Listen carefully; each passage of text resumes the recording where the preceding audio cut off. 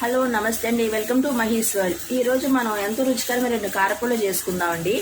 ఒకటి పుట్నాల పొడికి ఇదిగోండి పుట్నాలు, ఎండుమిరపకాయలు, పచ్చిశనగపప్పు, మినపగుళ్ళు, జీలకర్ర, వెల్లుల్లి అవసరం అవుతాయండి. ముందు బాండీ పెట్టుకుని ఆయిల్ వేసి ఎండుమిరపకాయలు వేపాలండి. దానిలోనే పచ్చిశనగపప్పు కూడా వేసేయచ్చు.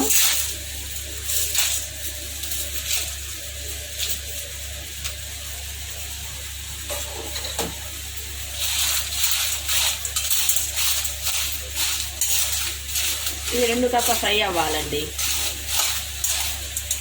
చూస్తారు కదండి, పచ్చిశనగపప్పు మినపకాయలు వేగాయి. ఇప్పుడు మనం మినపగుళ్ళు వేద్దాము.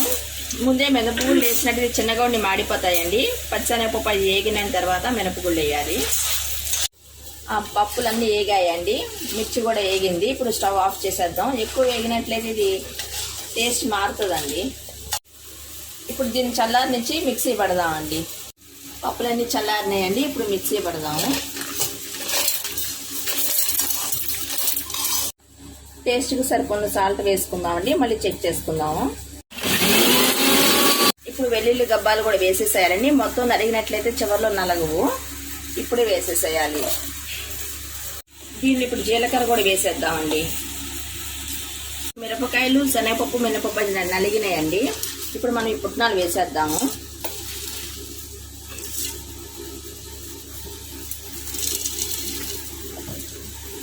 ఇప్పుడు దీన్ని మిక్సీ పడదామండి.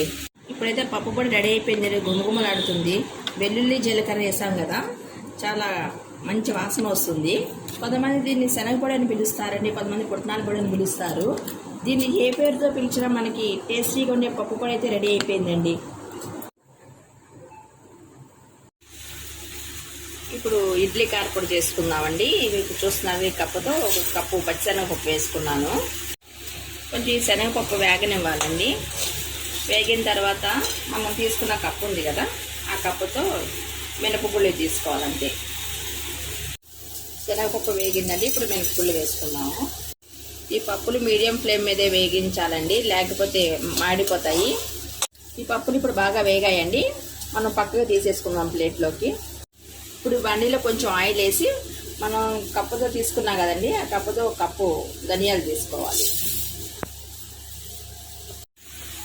ఇప్పుడు ఈ ధనియాలు కాస్త వేగనివ్వాలండి, కలర్ చేంజ్ అవ్వాలి. ఇప్పుడు ధనియాలు వేగిన తర్వాత ఒక 2 స్పూన్లు నువ్వులు వేసుకోవాలండి. నువ్వులు వేసుకోవడం నుంచి మనకి హెల్త్కి కూడా మంచిది. ధనియాలు, నువ్వులు వేగినాయండి. ఇప్పుడు ఒక 2 స్పూన్లు జీలకర్ర వేద్దామండి దీనిలోనే.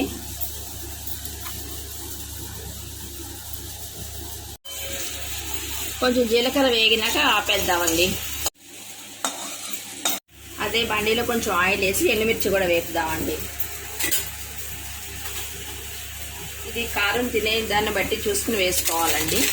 నేను ఒక 15-20 వరకు వేసానండి. ఆ ఎండుమిరపకాయల్లోనే ఇప్పుడు కరివేపాకు కూడా వేయాలండి. కొన్ని వెల్లుల్లిపాయలు కూడా ఇందులోనే వేసేసేయాలండి.